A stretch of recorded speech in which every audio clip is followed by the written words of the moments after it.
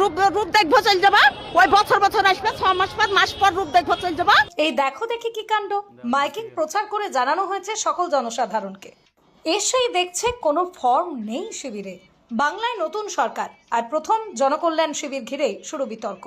জলঙ্গি বিধানসভা এলাকায় সাগরপাড়া অনুষ্ঠান বাড়িতে অনুষ্ঠিত হলো সরকারের জনকল্যাণ শিবির। প্রচণ্ড গরম রোদ উপেক্ষা করে বিভিন্ন পঞ্চায়েত এলাকা থেকে বহু মানুষ সরকারি প্রকল্পের সুবিধা পাওয়ার আশায় শিবিরে উপস্থিত হন। শিবিরে শান্তি শৃঙ্খলা বজায় রাখতে মোতায়েন ছিল সাগরপাড়া থানার পুলিশ। তবে প্রথম দিনেই উঠছে একাধিক অভিযোগ। সাধারণ মানুষের দাবি, বেশ কিছু গুরুত্বপূর্ণ ফর্ম পাওয়া যাচ্ছে না। আবেদন করতে গিয়ে নানা সমস্যার মুখোমুখি হতে হচ্ছে। বিজেপি নেতৃত্বের অভিযোগ করছে যে বিডিও অফিস ও সংশ্লিষ্ট কর্মীদের গাফিলতির কারণেই এই ভোগান্তি তৈরি হয়েছে। বিডিওর উচিত ছিল ফর্মগুলো আগে কানেক্ট করার, তবেই এখানে ফর্মের শিবির করতে হতো, জনকল্যাণ শিবির। এটা বিডিওর গাফিলতি। আমার নাম বিশ্বজিৎ সরকার, জলঙ্গি মণ্ডল 2 এর আমি বিজেপির প্রেসিডেন্ট। যদিও প্রশাসনের দাবি এটি শিবিরের প্রথম দিন হওয়ায় কিছু প্রস্তুতিগত ঘাটতি ছিল। আগামী দিনগুলোতে সমস্ত পরিষেবা ও প্রয়োজনীয় সুবিধা নিশ্চিত করা হবে বলে আশ্বাস দেওয়া হয়েছে।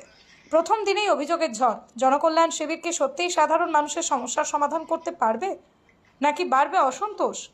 আপনার মতামত জানান, মন্তব্য করুন। WN নেটওয়ার্ক, সত্যের পক্ষে, মানুষের সাথে। এখানে যে বলছে যে যাদের এনটিএ আছে তাদের কোনো ফর্ম জমা দেওয়া দরকার নাই। এখন টাকা ঢুকবে না সেটাও তো বলছে না। মানে হয়ে গেছে তো, তাই 4 বছর হলো আমি বেকার ভাতা জমা দিয়েছি, তো একবার তো ঢুকে পাইনি, তাহলে কি করবো এখন? এখানে বলছে যে হয়ে গেলে ইন্টি হয়ে গেলে আর হবে না, টাকা রোজে ঢুকে, তাহলে ঢুকলে না ঢুকলে বিডোয় যেতে হবে। তাবিছে তো ওই কথাটা কে বলবে? রূপ দেখতে এসেছি, রূপ দেখবো চল যাবা, ওই বছর বছর আসবে, 6 মাস পর মাস পর রূপ দেখবো চল যাবা।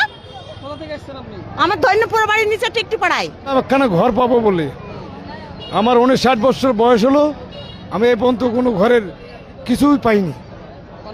না, তৃণমূল সরকারেও পাইনি, CPM সরকারে পাইনি, আমি সরকারে কোনো সাহায্য আমার ব্যক্তিগত হিসেবে আমি পাইনি। এখন আশাতে আছি, যদি পাই আশাতে আছি, তবে এ পর্যন্ত কোনো ফলাফল এখনো পাচ্ছি না। না, আমি ভিড় দেখে ঘুরে যাচ্ছি। আমি আজকে করব। এবার আমি ভেবেছিলাম আয়ুষ্মানটা করব। আমি ভেতরে ভয়ে ঢুকিনি, ভিড়ে গরমে অসুবিধা। আমি ভাবছি অনলাইনে করব না এখন কি করবো আমি ভেবে পাচ্ছি না। প্রচন্ড ভিড় আর আমার শরীর খারাপ করে, তাই আমি ঢুকলাম না। আমি নওদাপাড়া থেকে এসেছি। আমার নাম মুক্তি চক্রবর্তী।